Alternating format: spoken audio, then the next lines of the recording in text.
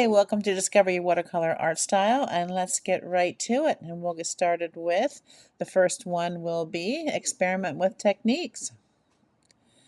Wet on wet, wet on dry, gradient, layering, salt texture, masking fluid, sgraffito, and splattering.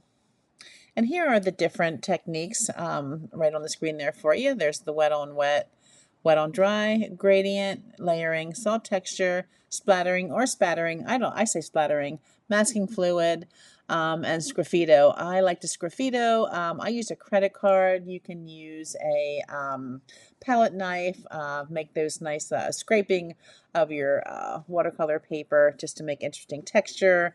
The masking fluid is great when you want to preserve the white of the paper. The spattering or the splattering, like I said, I call it splattering, is great for when you want to, create a starry sky, a snowy sky, or if you want to just splatter different color paint on your paper.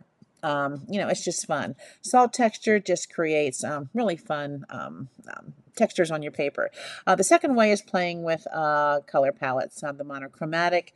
Think of a single color. You're just basically using one single color and different shades of that color, starting from light to dark or dark to light, however you want to do it. I love doing that to create misty forest scenes. I love doing a mountainscape with starting in the back with the lightest color, gradually moving up to the darkest color in the front, which is usually how you do a scene like that, where you always start with your lightest color in the back and bringing your darkest color towards the front. And the next way would be with your playing with the color palettes, would be in the complementary. So you picture two colors that are opposite on the color wheel, like red and green. When used together, these colors, they create a vibrant look because they stand out against each other. Like your best friends. You might be complete opposite, but you balance each other out.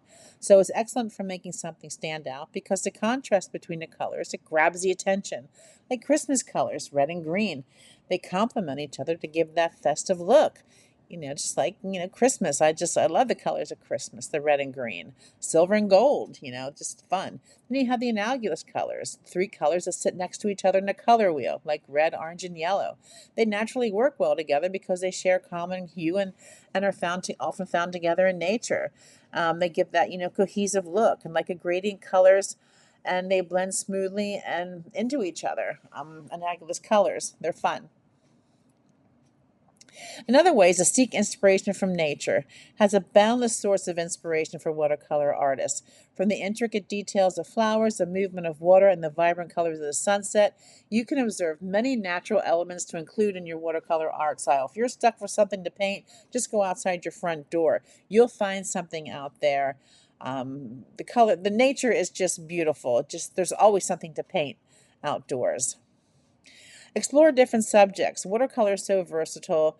Putting landscapes and seascapes aside, there are portraits and still lifes to explore. Now, they do have their challenges and opportunities for self-expression, but landscapes are one of the easiest to paint. Like Bob Ross and his happy trees makes them look so easy. But moving on to portraits, they are challenging. I encourage you to try it, though. There's many studies online. I find them very challenging. I'm still in the sketching phase, where you'll see in the next slide that I'm still sketching eyes and mouths because I still can't yet put them into an actual face yet. So I'm still learning how all of that comes together. So I'm sketching at this point. I'm not actually watercoloring them. I'm working on noses to get them down pat, but that is not one area that I am an expert in yet. So anyway, the next way is to develop your own brushwork. It's like your handwriting. It's a distinct part of not only your style, but your watercolor art style. There are different brush strokes, like the vertical brush, vertical hold, make their straight lines, a slanted hold to make thicker lines. Then there's also the way that you can create your flower petals or your leaf formation if you do botanicals. The way you hold your brush and how much pigment to water ratio, the type of thickness of your brush, all depend on how you develop your brushwork. So observe how the brush interacts with the paper and paint, and you can develop a repertoire of brushstroke techniques that reflect your artsy personality. So that is the one thing you do want to work on is your brushwork, and that will help you develop your person art personality. Also embrace imperfections. Watercolor can be unpredictable. Going back to Bob Ross and his happy accidents, imperfections will happen, accidents will happen, but embrace them. The one thing that some watercolor artists have a hard time embracing are blooms. A bloom happens when a drop of water gets on a wet or damp area of your painting, and it spreads out like a flower bloom. And some of them are intentional. Some artists like them. Some artists find them to be surprising. And but embrace them. Just embrace them. So the key to creating, though, a bloom on purpose is controlling the wetness of your paper and the amount of water or paint that you add. It's a fun technique to play with, and it can be added as an expression of your artwork. But just remember, mistakes will happen. Embrace them. Don't be mad about it. As one of my former watercolor artists, instructors, had said, I'm not mad about it. Don't be mad about it. You often hear me say, I'm not mad about it. Embrace your perfections. And actually, that was Sarah Cray. Study other artists. My favorite artists that I learned from were Sarah Cray, Louise DeMasi, and Matthew Palmer. Those artworks on there are things that I painted, but they are online tutorial watercolor paintings that I made from their tutorials. Like I said, I call myself a self-taught artist because I learned from other artists online. I didn't actually go to any art school or anything like that. I just learned online. And the things I've learned from them, I pass on to you and on my courses and things like that. And just things that I've learned from my own mistakes as well. As you can see, I'm still developing my watercolor art style. I have hundreds of paintings. These are just a few. If you go to my website, I have a portfolio on there. I'm still adding things because I have so many.